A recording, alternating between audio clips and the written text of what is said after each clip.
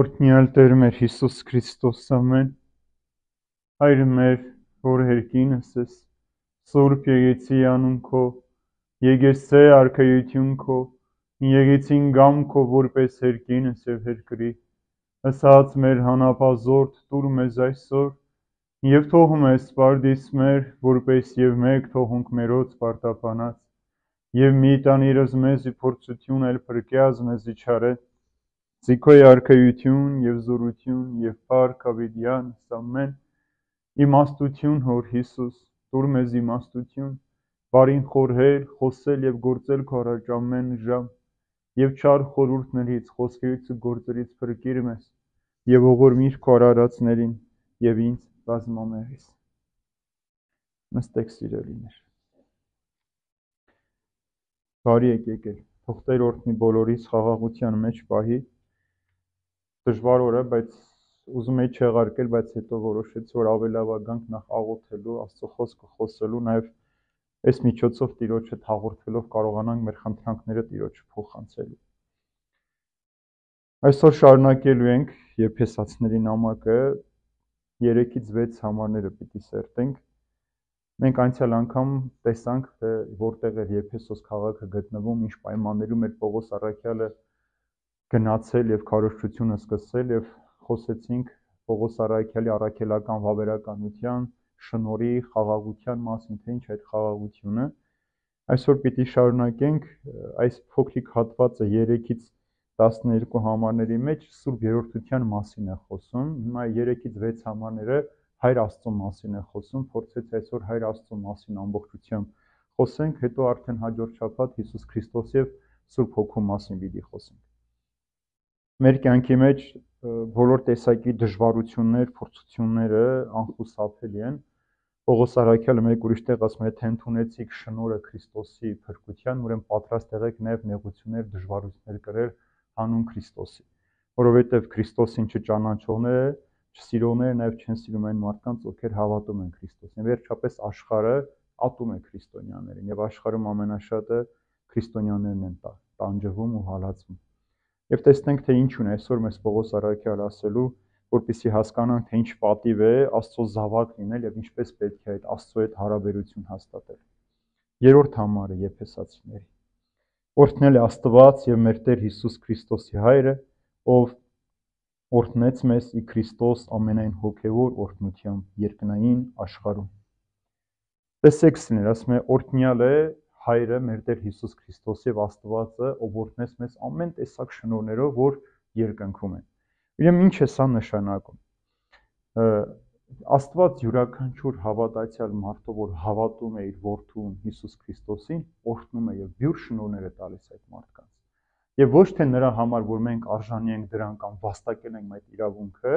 այլ պարզապես Աստված իր սիրուց դրդված, որտեղ ինքը սեր է, այդ սիրուց էլ հորդում է ամեն տեսակ օրհնությունը, բարությունը, սրբությունը, եւ այդ ամեն Աստված տալիս է իր որդու միջոցով իրեն հավատացին։ Դրանք կոչվում են հոգեվոր շնորհներ։ Եվ չի ասում, տեսեք, ասում է, ով որ հավատա, Աստված նրան տալու է, տվել է այդ օրհնությունը, շնորհները։ Մինչև մեր հավատալ արդեն տվել է, որովհետեւ առաջինը նա է մեզ սիրել, նախքան մեր լինելը Աստված մեզ սիրել է։ Տեսեք, շատ հաճախ մեր կյանքի մեջ մի խոսք կա, ասում ենք Երանի ծնված չլինեինք։ Երանի ծնված չլինենք, այս ամենը չտեսնենք, այս օրերն էլ հիմա երեկվանից մարդիկ էլի Երանի չտեսնեինք, Երանի ծնված չլինեինք։ Բայց սա չի կարելի այսպեսի բառ ասել։ Սա մեծ մեղք է, որովհետև Աստված մեզ ծնել է հենց դրա համար։ Մինչև մեր մոր արգանդի մեջ գոյանալը, ձևավորվելը, Աստված արդեն աշխարհ առաջագործությունից առաջ մեզ այդ շնորհները տվել է, որպեսզի մենք որդիները լինենք իր, այդ օրհնություններով մեզ բաշխել է Աստված, որպեսզի մենք կարողանանք իր միջոցով այս աշխարհի մեջ սեր տարածենք։ Եվ մենք այդ օրհնությունները կարող ենք ստանալ միայն այն ժամանակ, երբ որ Հիսուս Քրիստոս գալիս ու մեր մեջ բնակվում է։ Մինչև Հիսուս Քրիստոսին չհավատաս, չես կարող այդ օրհնություններով լցվել։ Մինչև Հիսուս Քրիստոս չգա ու քո մեջ չբնակվի, դու չես կարող այդ օրհնությունները վայելել կամ այդ օրհնությունները կյանքի դնել։ Հիմա ինչ որ կասեմ, կարող է մի փոքրիկ էլ հուզական վիճակից լինի, բայց այն օրհնություններից, որ մենք այսօր զրկված ենք, պատճառը մեր անտարբերությունն է, որովհետև Հիսուս Քրիստոս մեր մեջ բնակված չէ։ Այսօր առավոտյան ընթերցման հարցը Ինչ եք կարծում, ասում է, ով եմ ես, ձեզ համար, ով եմ ես։ Եվ տեսեք, երբ որ առաքյալները թվարկում են, որ մեկը Հովհաննես Մկրտիչն է, մեկը Եղիան, մեկը Երեմիան կամ մյուսը մի ուրիշ մարգարե են, դա ժողովրդին պատիվ չէր բերում, որովհետև ժողովուրդը չկարողացավ Հիսուսի մեջ տեսնել այն ամենը, ինչ որ պետք է տեսնել։ Նշանները, հրաշքները բավական են, որովհետև որևէ մարգարե այդքան հրաշքներ չէր գործել։ Շատերը ընդհանրապես չեն գործել։ Օրինակ Հովհաննես Մկրտիչն էլ որևէ հրաշք չգործեց, բայց Հիսուսի կատարած հրաշքները վկայում են իր Աստված լինելու, իր երկնքից գալու մասին, որ այն փրկիչն էր, Մեսիան է, որ պիտի գար աշխարհ։ Երբ որ դու թույլ ես տալու, որ Հիսուս գա ու բնակվի քո մեջ, այդ ժամանակ որ այս շնորհներով լցվում ես ու գործում ես։ Երեկվանից մեր ժողովուրդը դարձել է Facebook-յան աղոթողներ, կարծես թե Facebook-ն է աղոթքի վայրը, ամեն մեկը մի աղոթք է գրում, ստատուսներ են գրում, սուրբերից մեջ բերումներ են անում, Աստվածաշնչից տողեր են գրում, բայց իրական կյանքում չկա այս ամեն ինչը։ Դրա փոխարեն կարելի էր աղոթել, դրա փոխարեն կարելի էր փոխվել, դրա փոխարեն կարելի էր ոչ թե պատերազմի ժամին դառնալ այդպիսին, այլ պատերազմից առաջ դառնալ այդպիսին, որպեսզի այդ շնորհներից չզրկվել եւ Աստված էր տեր կանգնել իր ժողովրդին։ Սա ամենամեծ խնդիրն է, դրա համար երբ որ Հիսուս Քրիստոս մեր մեջ բնակված չէ, մենք այդ օրհնությունները չենք կարող ամբողջությամբ վայելել եւ մարդ երբ որ զրկվում է Աստծո օրհնությունից, անեծքի տակ է մտնում։ Երբ որ Աստված կարդում ենք Ծննդոց գրքում ասում է անիծեց Ադամին ու Եվային, իրականում հո Աստված չի անիծում մարդուն, այլ այդ անեծքը պետք է հասկանանք, որ Աստված զրկեց մարդուն իր ներկայությունից եւ իր օրհնությունից։ Ադամն ու Եվան ամեն օր Աստծո հետ էին ապրում, ամեն օր Աստծո ներկայությունը վայելում են եւ զրկվեցին։ Զրկվեցին, որովհետեւ Աստված իրենց հանեց իր ներկայությունից, դրախտից հանեց։ Դրախտը Աստծո ներկայությունն էր եւ այդտեղից հանեց մարդը, որ մինչ այդ ինչ որ ուներ, այդ տեսեք զավակ ծնելը, չէ, օրհնություն էր կնոջ համար, ցավ դարձավ կնոջ համար։ Ցավով, տառապանքով, աշխատանքը, որ օրհնություն էր, պատիժ դարձավ։ Դրա համար ասում է քո հանապազորյա հացը քո դառը քրտինքով պիտի վաստակես։ Ինչու՞, որովհետև Աստված չուզեց Աստծո ներկայության մեջ մնա։ Եվ տեսեք, որոնք են այդ հոգևոր շնորհները, որ Պողոս առաքյալը խոսում է, որ դրանք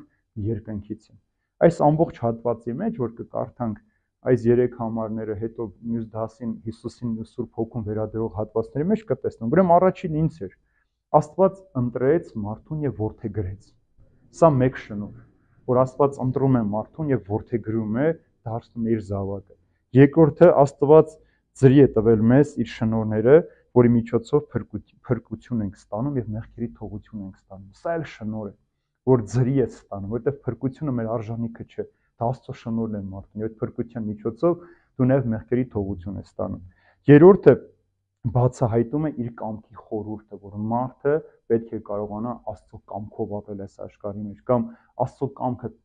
գործադրել այս աշխարհի մեջ։ Առանց այդ կամքի խորհրդի բացահայտման մենք չենք կարող ճիշտ ապրել այս կյանքի մեջ։ Հաջորդը լսեցինք ճշմարտության խոսքը, որ ավետարանն է։ Սա էլ շնորհ է, մարդը կարողանա լսել ճշմարտության խոսք, որ արդարությունը, ազնվությունը, սրբությունը եւ վերջապես ավետարանը, որ մեզ դեպի հավիտենական կյանք է տանում։ Հինգերորդն էլ Սուրբ Հոգով կնքվեցինք եւ Սուրբ Հոգին դարձավ մեր մեծագույն գրավականը։ Սուրբ Հոգու տաճարն ենք դարձավ։ Տեսեք ինչ շնորհները, չէ՞, մեզ որդեգրեց, մեզ սրբագործեց ճշմարտության, արդարության ճանապարհով իր կամքը կատարելով անում է դեպի հավիտենական կյանք։ Սրանք այն հոգևոր օրհնություններն են, որոնք մենք ստանում ենք Հիսուսին հավատալու միջոցով։ Եվ առաջինը, որ կատարվում է Հիսուսին հավատալով, մենք մկրտվում ենք, չէ՞։ Մկրտությամբ Աստված մեզ ընդունում ու որդեգրում է, մեզ իր ժառանգն է դարձնում, հավիտենական կյանքն է տալիս մեզ եւ Սուրբ Հոգու տաճար ենք դառնում։ Տեսեք առաջին գործողությունը արդեն հենց այդպես սկսվում է մեր կյանքի մեջ գործադրվել։ Տեսնենք ինչ է ասում հաջորդ համարի մեջ։ Նա ընտրեց մեզ Քրիստոսի միջոցով նախքան աշխարհի արարումը, որպեսզի մենք սուրբ եւ անարատ լինենք։ Տեսեք սիրելիներ, մեզ ընտրեց նախքան աշխարհի ստեղծագործություն։ Հիմա հիշում եք, որ քիչ առաջ ասացի, լավ էր չծնվենք, որը մեր ծնվելուց առաջ, դեռ աշխարհի առաջագործությունից առաջ Աստված ընտրեց մեզ։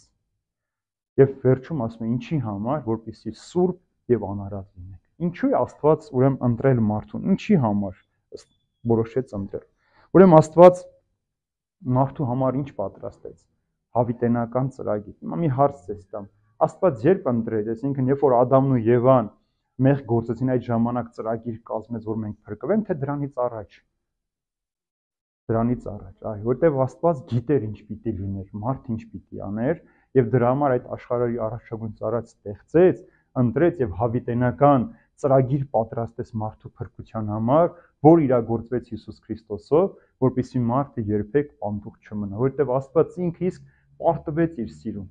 Այնքան էր սիրուն, որ այդ սիրուց պարտվեց եւ այդ սիրո համար զոհաբերեց իր զավակին, Հիսուս Քրիստոսին, որպեսզի մարդը փրկվի։ Սա նախասահմանել եւ ընտրել էր նրանց, ովքեր հավատում են Հիսուս Քրիստոսին։ Հիմա հարցն է մեզ համար, այսինքն բոլոր մարդիկ պիտի փրկվեն, եթե Աստված նախասահմանել է փրկությունը։ Օրինակ շատ հաճախ հանդիպում են մեկնությունները, որ ասում են ոմանց Աստված ընտրեց, որպեսզի իր որդիները լինեն, ոմանց ոչ։ Եթե այսպես մտածենք, որ Աստված որոշակի մարդկանց ընտրում է, որ փրկվեն, որդիներ դառնան, ոմանց ոչ, մենք սխալ կնենք եւ չեն կարող Աստծուն ճիշտ հասնել, որտեղ Աստծո նպատակն է, որ բոլոր մարդիկ փրկվեն։ Բոլոր մարդիկ, բայց փրկությունը Հիսուս Քրիստոսին հավատալով է։ Եթե մարդը հավատա Հիսուս Քրիստոսին, այս ծրագրի մաս ու բաժին կունենա։ Եթե չհավատաց Հիսուս Քրիստոսին, չի կարող։ Եվ կարևոր ճշմարտություն է գիտենալ ու հասկանալ, որ ամեն ինչից առաջ Աստված ընտրել է մեզ։ Մեզ ընտրել է ամեն ինչից առաջ, ամեն բանից առաջ Աստված մեզ ընտրել է, եւ մենք պատճառով ենք մենք դարձի եկել ու կարողացել ենք ընտրել նրան։ Տեսեք, երբ որ առաջին Աստված մեզ սիրեց, չէ, ուրեմն մենք հետո սիրեցինք ու ճանաչեցինք։ Մինչև իր սերը չճանաչեինք, մենք չենք կարող իրեն ճանաչել, չէ։ Օրինակ շատ հաճախ հանդիպում է, չէ, որ սիրահար զույգեր երբ որ նստում են, սկսում են վիճել, ով առաջինը սիրեց, չէ։ Ամեն մեկ ասում է, հիշում ես, հետևիցս ընկած գալիս էր, որ ես քեզ սիրում եմ, ասում եմ, դու հիշում ես ինձ համար ինչեր էր անում, բայց ամեն մեկը այստեղ փորձում է ցույց տալ, որ ով է առաջինը սիրել։ Իսկ Աստծո պարագային չկա այդ հարցը, որտեղ վստահ որ առաջին Աստված է։ Նույնիսկ այն ժամին եմ մեզ սիրել, երբ որ մենք մեղքի մեջ էինք, երբ որ մենք մեղավոր ենք, այդ ժամին է Աստված մեզ սիրել։ Եվ այդ ճշմարտությունը հստակ ու անփոփոխ է, եւ այդ սիրուն հաղորդվելով է, որ մենք իրեն ճանաչել ենք, հետո ենք ընտրել իրեն։ Բայց մեկ պայման կա՝ Հիսուս Քրիստոսով։ Միայն Հիսուս Քրիստոսով կարող ես Աստծուն ճանաչել եւ Աստծու մեջ փորձել բնակվել։ Առանց այդ ճանաչողության դու չես կարող։ Եվ տեսեք ինչ է ասում, չէ՞։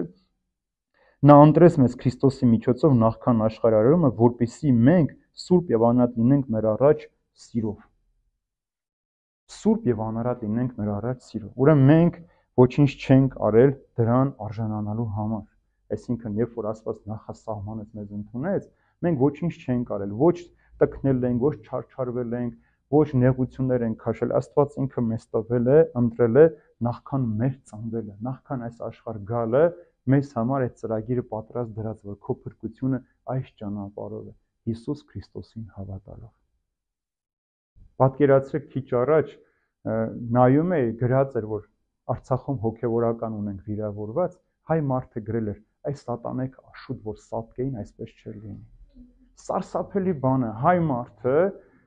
իրեն քրիստոնյա համարող մարդը, չարությամբ, ատելությամբ, ինչպիսի խոսքեր կարող է գրել։ Ինչի է սա գրում մարդը, որովհետև ինքը չի կարողացել այդ սիրուն պատասխանել։ Երբ որ մեկը իր սիրո մեջ անպատասխան է մնում եւ չի հասկանում այդ սիրո ճանապարհը ինչպես պիտի գնաս ու հասնես, դու կարող ես սիրող մարդը միանգամից ատելությամբ, ինչպես որ ընտանիքի պարագային կամ սիրող զույգերի պարագային, տեսնում ես, իրար սիրեցին, խենթություններ, գժություններ արեցին, որ իրար հասնեն, ամուսնացան, որոշակի ժամանակ հետո սկսեցին իրար ատել եւ բաժանվել։ Ինչու՞, որովհետեւ ամեն մեկը չհասկացավ այն զոհաբերությունը, որ մեկը մյուսի համար արել է, կամ երբ որ դու բաժանորդը պատռում ես քո բոլոր նամակները, ուրեմն նշանակում է այս ամենը սուտ է եղել քո կյանքի մեջ։ Եվ այդ սերը վերածում է ատելության։ Ինչու՞, որովհետև դու ճշմարտությամբ չես կարողացել ճանաչել այն սերը, որ Աստծուց է։ Մեզ շատ հաճախ թվում է, թե մենք հավատում ենք, վստահում ենք, գիտենք, սիրում ենք, ամեն ինչ պատրաստ ենք, բայց երբ որ գալիս է պահը, որ այդ ամենը պիտի գործի դրվի, տեսնում ես կողքդ մարդ չկա։ Գիտեք, պատերազմի ժամանակ Անդրանիկ, երբ որ գալիս է Էզրում քաղաք, ասում որ ինձ զինվորներ են պետք, որ թշնամուն դիմակայենք։ Եվ ամբողջ քաղաքը ասում է մենք քո կողքն ենք զորավոր, ասում է զորավարի սիրտը լցվեց ուրախությամբ, որ ինչ ժողովուրդ, ասում է ասես խրոխտ քայլով ինքը գնում էր դեպի կայարան, ասում է որ շրջվեց, տեսավ հետևը գրեթե մարդ չկա։ Բոլորը ճանապարհից փախել է։ Եվ սա ինչն է, որ մարդու սերը, մարդու հավատքը նեղության ու փորձության ժամանակ է երևում։ Եվ քիչ հետո կտեսնենք, թե ինչպես պետք է մարդը իր հավատքը նաև գործով ապացուցի, ասում է, այն ներսի տեղածը պիտի կարողանաս արտաքինով էլ ապացուցես։ Եթե հավատում ես, սիրում ես, ուրեմն պիտի կարողանաս։ Եվ տեսեք, ասում են, նա կամենում է, որ բոլոր մարդիկ փրկվեն եւ հասնեն ճշմարտության գիտություն։ Ուրեմն Աստծո նպատակը մեկն է, որ բոլոր մարդիկ փրկվեն ու հասնեն այդ ճշմարտության գիտությունը, բայց պայմանը մեկն է, ով որ մինչև վերջ կմնա այդ հավատքի մեջ։ Ուրեմն հավատքի մեջ մնալու համար արդեն մարդը ինքը պետք է ջանքեր գործի դնի։ Մարդը ինքը ոչ միայն նեղության, դժվարության, պատերազմի, արհավիքի, հիվանդության ժամին պիտի սրտան ծաղոթի, այլ նաև պիտի ուրախության, լիության ժամին այդ աղոթքը չդադարի։ Շատ հաճախ մենք կատակով ասում ենք ամենաուժեղ աղոթքը ցածնող ինքնաթիռի մեջ եղող մարդկանց աղոթքն է։ Այսինքն վերջել ոչ մի բան չկա, ամբողջ սրտով իրենց ամբողջ կյանքը տեսնում են ու աղոթում են։ Բայց այդպես պետք չէ անել։ Այլ երբ որ դու ամեն օր կապի մեջ լինես, ամեն օր Աստծո հետ հաղորդության մեջ լինես, այս նախասահմանումը, որ քո փրկության համար Աստված այդ ծրագիրը գրել ու դրել է, դու անպայման կարժանանաս այդ փրկությանը։ Եթե ոչ, մենք չենք կարող։ Տեսեք, ուրեմն երբ որ ասում է Աստված էլ ուզում է որ բոլոր մարդիկ փրկվեն, սա էլ մենք չպիտի հասկանանք, որ ինքնաբերաբար բոլոր մարդիկ կարող են փրկվել։ Եթե հավատացիր, գողություն կանեմ, ավազակ լինեմ, մարդասպան լինեմ, մեկը փրկվելու եմ։ Աշխարհում այսօր գնում է այդպիսի քարոզչություն, որ մեկը ինչ ով էլ դու լինես, ինչ էլ անես, եթե դու հավատում ես, դու անպայման պիտի փրկվես։ Այդպես չէ, մարդիկ մեխանիկորեն, պարզապես որ ծնվել են, չեն փրկվելու, որովհետև միայն Հիսուս Քրիստոսին պիտի հավատան եւ այդ դարձի միջոցով մարդը պիտի այս նախասահմանության ծրագրի մեջ մտնի։ Ինչպես որ յուրաքանչյուր ծրագիր, որ կյանքի է կոչվում,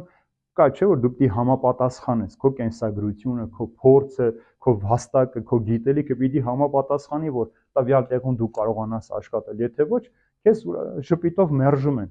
Այնպես էլ երկնքի արքայություն մտնելու համար, փրկվելու համար մարդը պիտի այդ ամբողջը կարողանա ճշգրտությամբ լրացնել, որպեսզի ինքը փրկվի։ Եվ տեսեք, այս ամբողջի մեջ, որ իմ Աստված մեզ նախասահմանեց, ուրեմն ի՞նչն էր նպատակը մեր փրկվելու, ինչի համար ուզում փրկվել, ինչի համար ենք ուզում մենք ծնվել այս աշխարհի մեջ։ Երկու բառ է, չէ՞ օգտագործում, որպեսզի լինենք սուրբ եւ անարատ։ Տեսեք, սուրբ բառը անցյալ դասին ասած ինչ է նշանակում՝ զատված, անջատված, մաքրամաքուր, ապրող մարդ, ով ապրում այս աշխարհի մեջ։ Մինչև այն պահը, որ մենք մեղքի մեջ ենք, սիրելիներ, մենք հեռու ենք Աստծուց։ Այն մարդը, որ մեղք է գործում, մանր կամ մեծ կապ չունի։ Մարդկա միայն սուտ է խոսում, դա էլ մեղք է։ Մարդը եթե միայն կաշառք է վերցնում, դա էլ մեղք է։ Բայց քանի դեռ դու այդ մեղքի մեջ ես, դու Աստծուց շատ հեռու ես։ Բայց երբ որ ձգտում ես այդ մեղքից զերպազատվել, դու սրբանում ես։ Եվ Աստված ինչ է ասում. սուրբ եղեք, որովհետև ես սուրբ եմ։ Ուրեմն այն մարդը, որ ձգտում է մեղքից ազատվել, արդեն ինքը սրբության, մաքրության ճանապարհի մեջ է։ Եվ եթե մենք ամեն տարիվա մեջ, այսինքն այս անցնող տարվա մեջ, եթե հունվարից մինչև դեկտեմբեր փորձենք ամեն մեկս մեր կյանքի մեջից 10 փոքր մեղք դեն նետենք, ինչքան լավ կլինի, չէ՞։ Օրինակ մարդիկ կան, որ շատ են սիրում բամբասել։ Ուրիշ բաներ չեն անում, բայց բամբասում են։ Եթե ինքը կարողանա իր լեզվի վրա հսկողություն դնի եւ կամանց ամբողջ տարվա մեջ իր լեզուն մաքրի, այդ մեղքի քարը հանի իր կյանքից, ինչքան լավ կլինի, չէ՞։ Մարդիկ կան, որ շատ են սիրում սուտ խոսել։ Մարդիկ կան, որ շատ են սիրում հպարտանալ, պարծենալ, եւ քանի դու այս մեղքի մեջ ես, չես կարող հասնել այդ ճշմարտության։ Տեսեք ինչ է ասում Պետրոս Առաքյալը։ Ասում է նմանվեք նրան, որովհետև նա ձեզ փրկեց, այսինքն Հիսուս Քրիստոսին նմանվեք։ Եվ ինչպես որ Աստված սուրբ է, դուք էլ սուրբ եղեք։ Ուրեմն սուրբն նշանակում է նաև հաղթել մեղքին։ Եթե մարդը կարող է անում է հաղթել մեղքին, ուրեմն ինքը սրբության ճանապարհի վրա է։ Հասկացաք, ուրեմն Աստված մեզ նախասահմանեց, այդ ծրագրի տվեց մեզ, եթե մենք այս ծրագրով շարժվենք, մենք կարող ենք հաղթել մեղքին ու սրբանալ, սրբության ճանապարհով գնալ։ Չենք կարող Հովան Ոսկեբերյան Հայրապետը շատ մի գեղեցիկ օրինակ է, ասում է թռչունները, որ գալիս են, կարող ենք իրենց արգելել ծառի վրա նստել, չեն կարող, չէ, որովհետև ինչ էլ անենք, իրենք պիտի գան։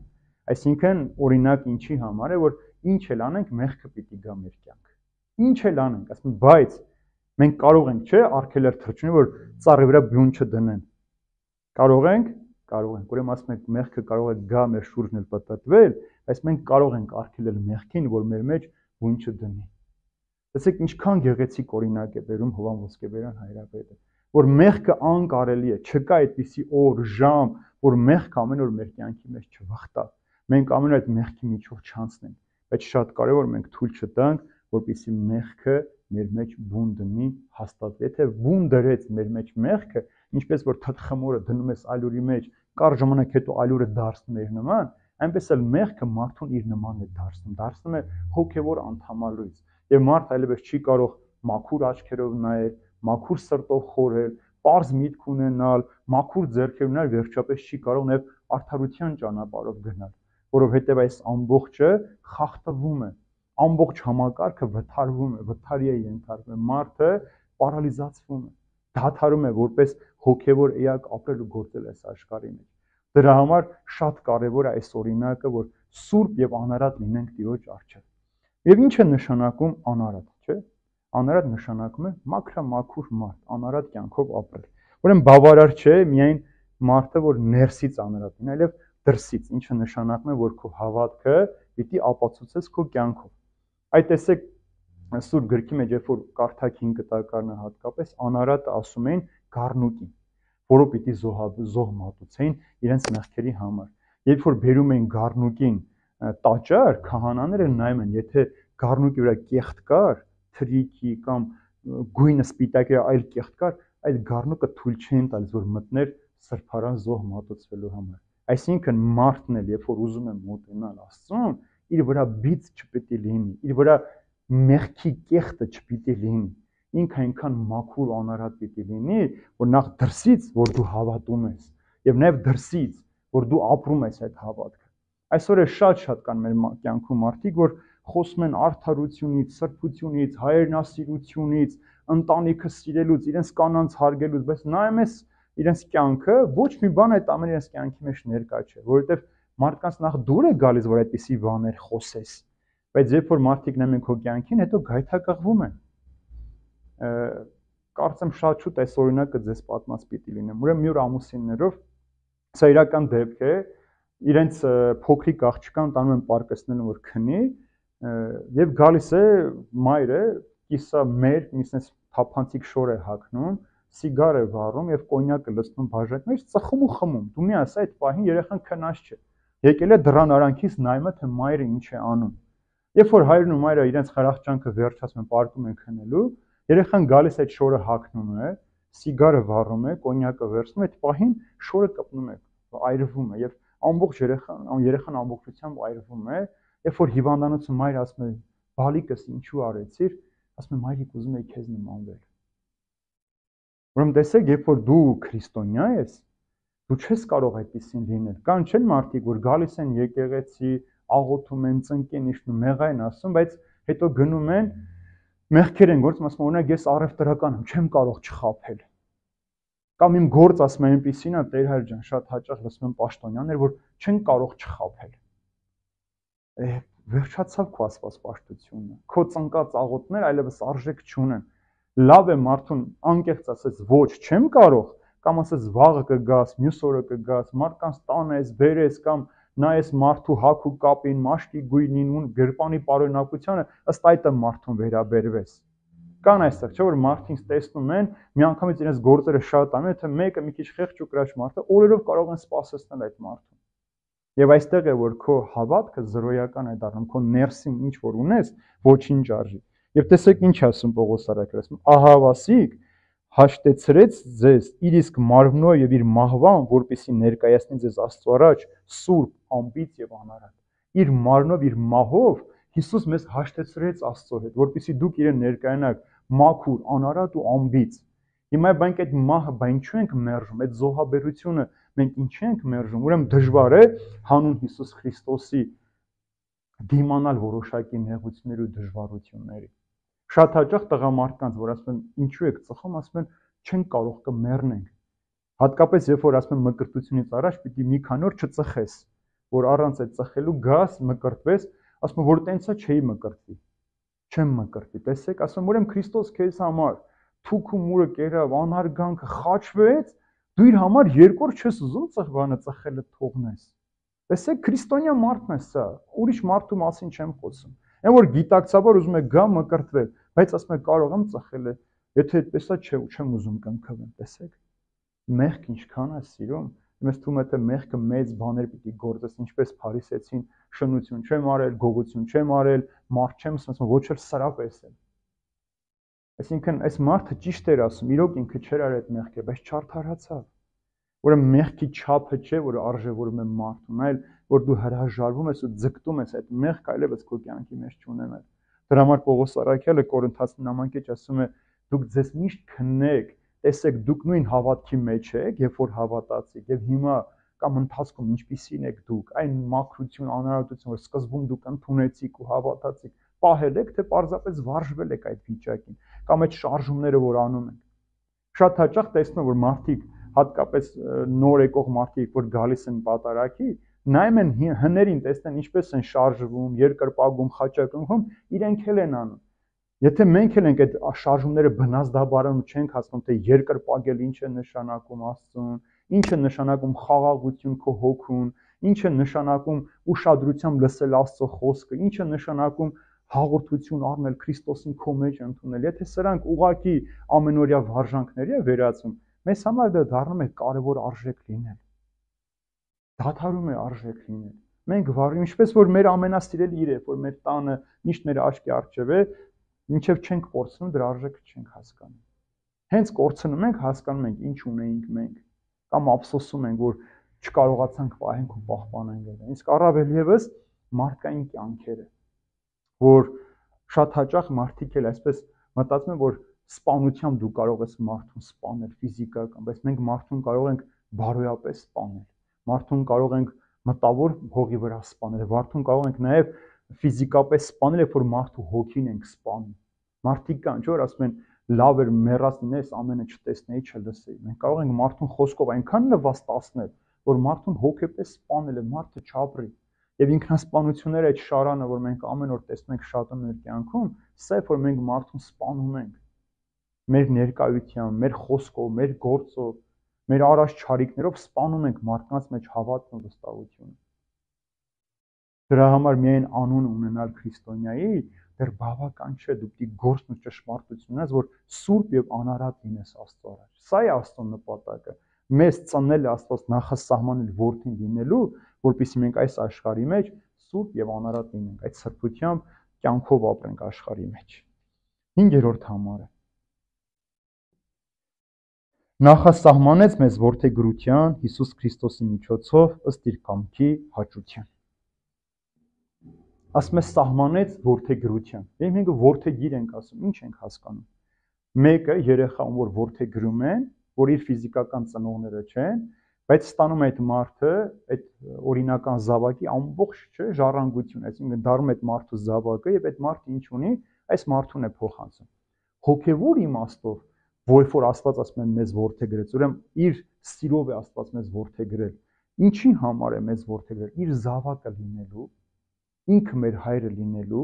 եւ մենք քույրեր ու եղբայրներ ենք դառնում Աստծո Հիսուս Քրիստոսով։ Դրա համար մենք եկեղեցուն շատ հաճախ մենք քույրեր ու եղբայրներ, որտեղ մենք Հիսուս Քրիստոսով որդեգրվեցինք Հայր Աստծուն եւ դարձանք քույրեր ու եղբայրներ։ Եվ ամենակարևորը նույն արգանդից ենք ծնվում։ Այս արգանդից ենք ծնվում, եկեղեցու ավազանից ծնվում ենք, իբրև զավակներ Աստծո Հիսուս Քրիստոսի միջոցով։ Ուրեմն Աստված նախասահմանեց մեզ իր որդեգիրը լինելու։ Մենք որտեղ ենք մինչև Աստծո որդեգրություն ստանալը, չէ՞։ Հա, երբ որ մեկ էլ որդեգրում ենք, այսինքն այդ մարդուն տանում ենք, դարձնում ենք մեր ընտանիքի անդամ, չէ՞։ Մենք այդ ընտանիքի լիիրավ անդամն ենք դառնում։ Ուրեմն Աստծո սիրով մենք դառնում ենք իր ընտանիքի անդամ։ Տեսեք, մենք Սատանայի ընտանիքի անդամ ենք մինչև Հիսուս Քրիստոսը, մեղքի ընտանիքի մեջ ենք, եւ Աստված Հիսուս Քրիստոսով մեզ հանեց այդ մեղքի ընտանիքից, տարավ իր ընտանիքի անդամը դարձավ, իր ամբողջությունը ինչ որ ուներ, տվեց մեզ, իր հաճությամբ, իր կամքով ամեն ինչ տվեց մեզ։ Գիտեք, որևէ կրոնի մեջ, բացի քրիստոնեությունից, Աստված երբեք հայր չի կոչվում։ Տեր է, իշխան է, թագավոր է, դատավոր է, ամեն ինչ է, բայց հայր չէ։ Եվ հрьяաները մինչև այսօր էլ այդպես էլ Աստծուն չվարժվեցին, չուզեցին հայր կոչել։ Մենք միակն ենք աշխարհի մեջ քրիստոնյաներս, ում համար Աստված հայր է։ Մենք Աստծուն իբրև հայր ենք դիմում, ընտանեք այդ որդիական զգացումով։ Ուշադիր եղել եք, երբեք Աստծու հետ մենք դուքով չենք խոսում։ Մենք միշտ դույով ենք Աստծու հետ խոսում։ Մենք ում հետ ենք դույով խոսում։ Մեր ամենամտերիմ հարազատ մարդու։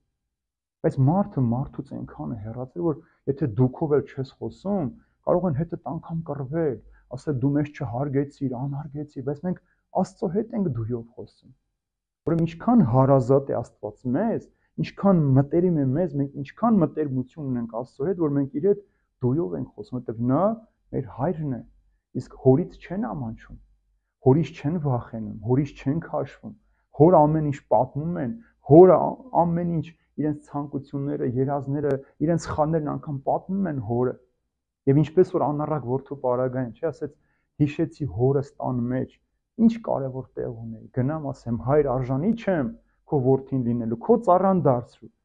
Բայց հայրը ամեն օր պատշգամբ էր բարձում, նայ մեր այն ճանապարհը, որտեղից պիտի իր որդին գար, երբ որ որդին եկավ, հայրը չսպասեց, որ որդին գա ու ասի, հայր ես մեղանչեցի, ինքը առաջինը վազեց, գնաց ընկավ որդու պարանոցը, ասեց իմ այս որդին կորած էր, գտնվեց, մեռած էր, կենդանացավ,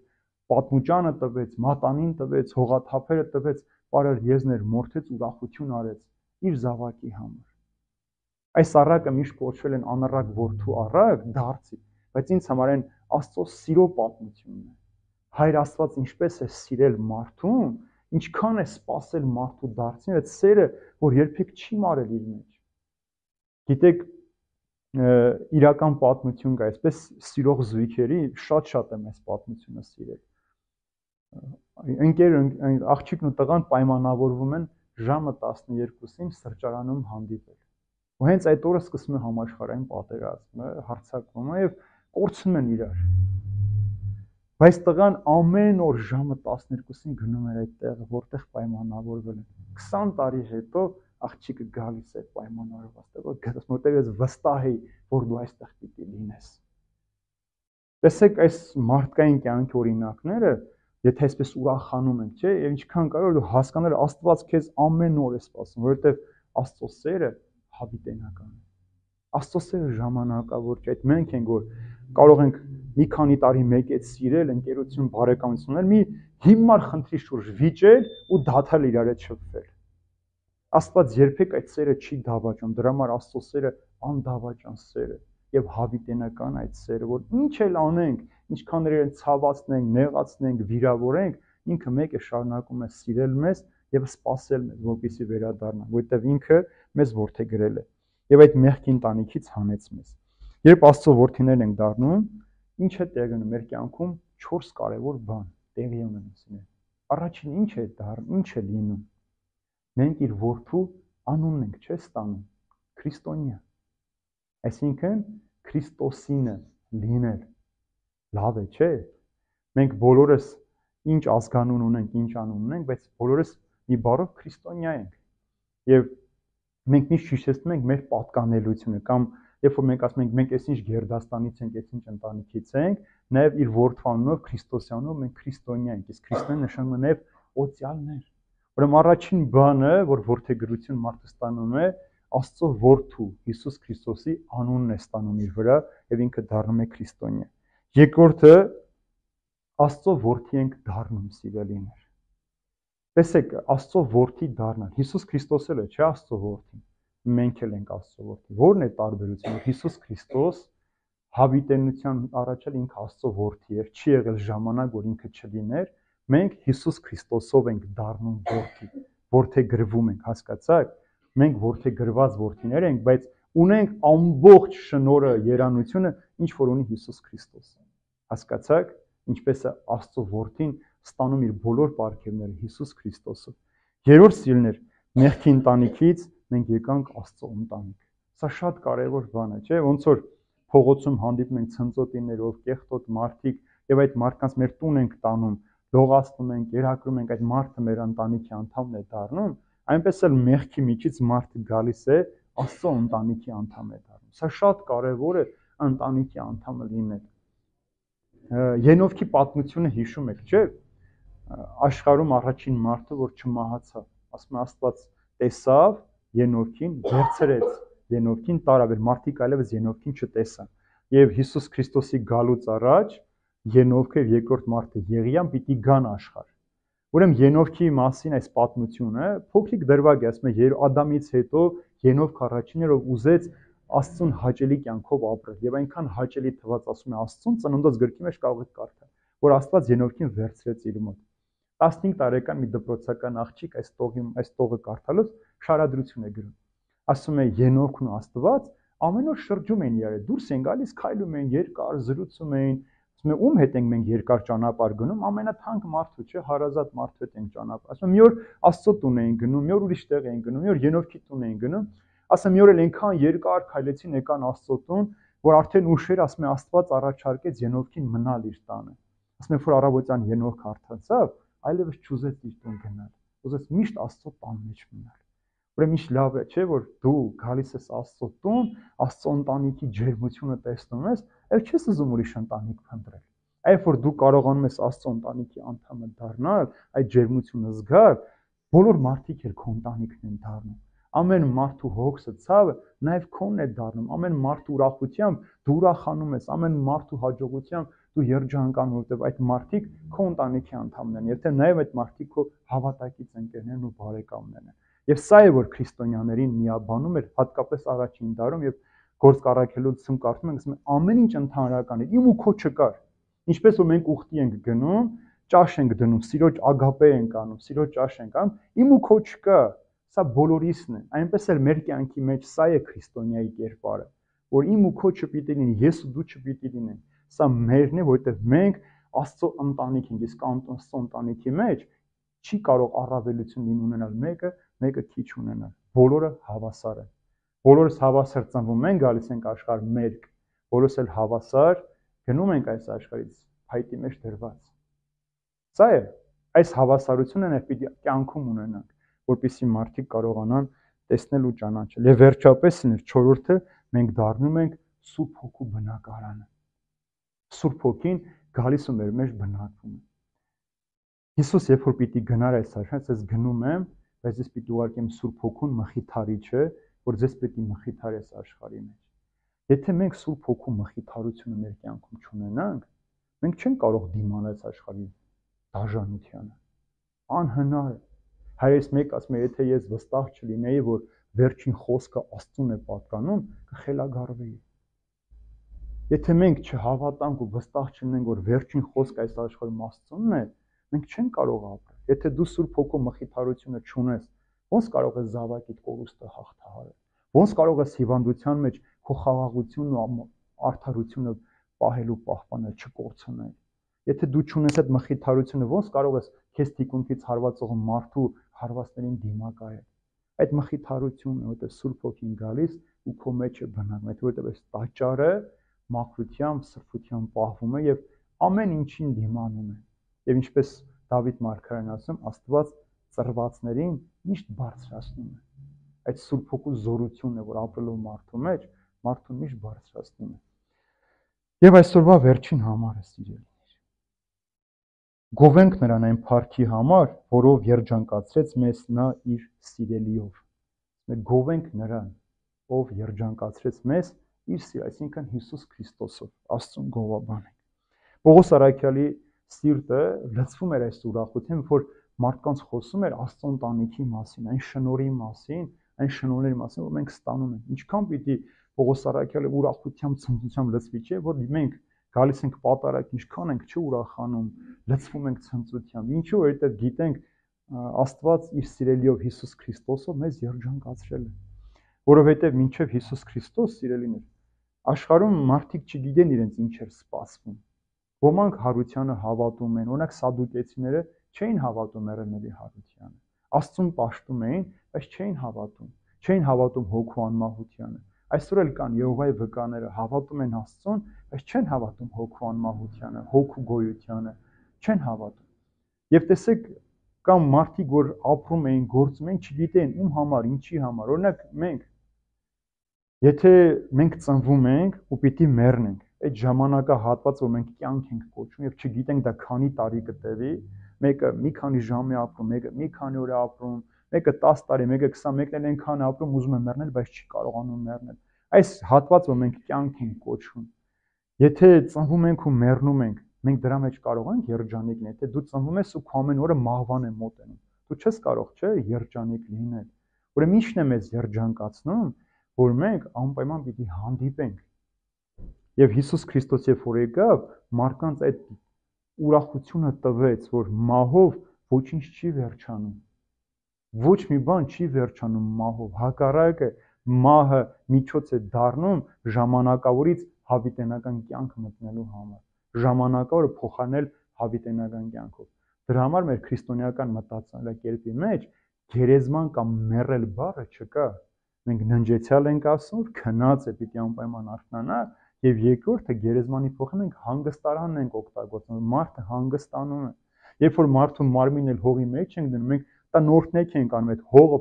փոսը օրհնում ենք, նոր ենք մարդուն դնում մեջ, որ օրհնության մեջ, նոյան տապանի մեջ փրկություն ունենա մինչև Հիսուս Քրիստոսի գալուստը։ Տեսեք ինչքան կարևոր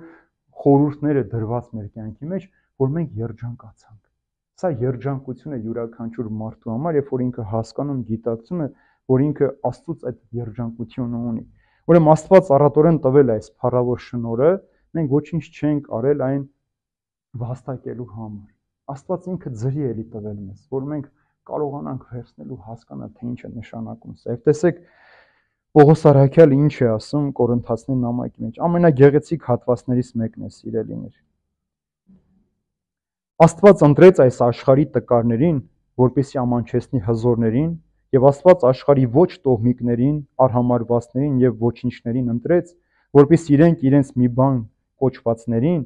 ոչինչի վերածի, որպեսզի ոչ մի մարդկային էակ չպարծենա Աստծո առաջ, որովհետեւ նրանով դուք կաք Քրիստոս Հիսուսի մեջ, որ եղավ մեզ համար Աստծուց եկած իմաստություն, արդարություն, սրբություն եւ փրկություն, որպեսզի ինչպես գրված է, նա ով պարծենում է, թող պարծենա Տիրոջով։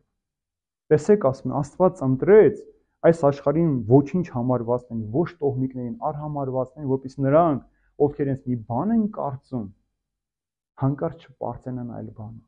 որ մենք այսպես արեցինք, այնպես արեցինք։ Այսօր մարդը սիրում է ինքն իրեն գովել, իր արածները գովել, բայց մենք ինչով պիտի պարծենանք, Տիրոջով, որ մենք կյանք ունենք, ապրում ենք, ողջ ենք, պատերազմի մեջ ենք, բայց ժամանակավոր այս խնդիրները կարող ենք հաղթահարել, եթե Տերն է մեր առաջնորդը։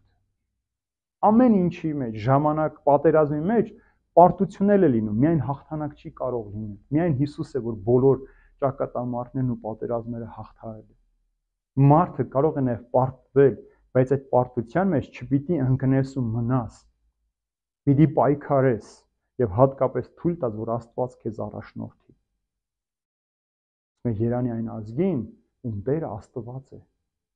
Երանի այն ազգին, ում Տերը Աստված է։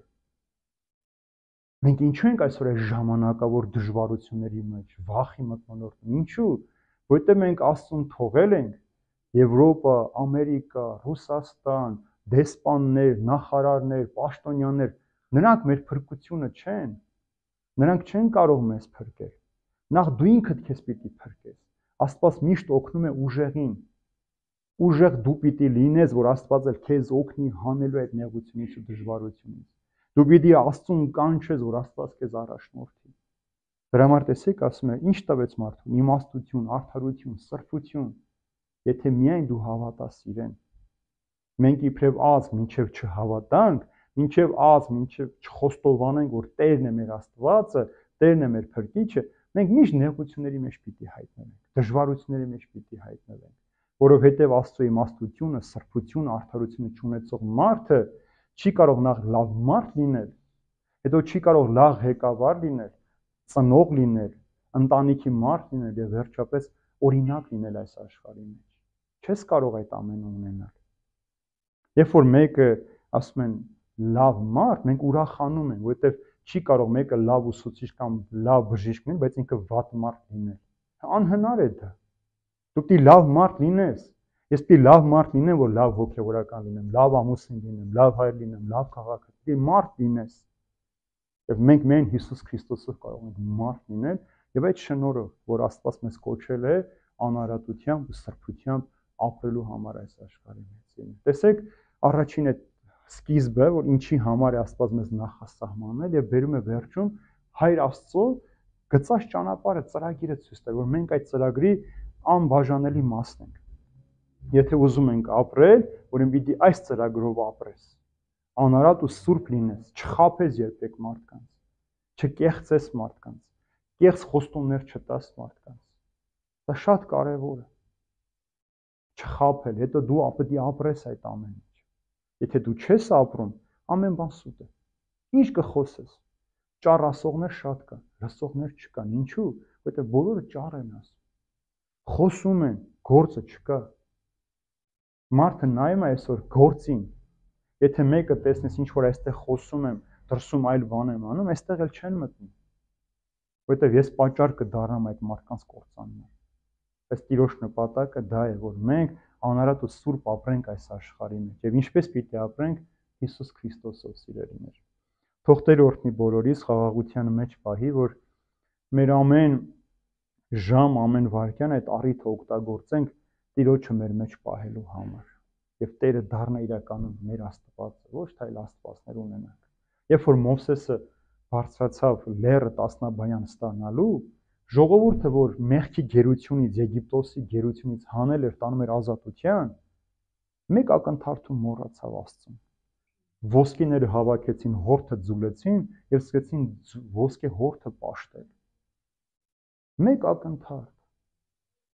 Երբ որ մի քիչ հացը պակասեց, ասեցին, մենք այնտեղ կուշտ էինք, դու բերեցիր այստեղ մեզ սպանելու։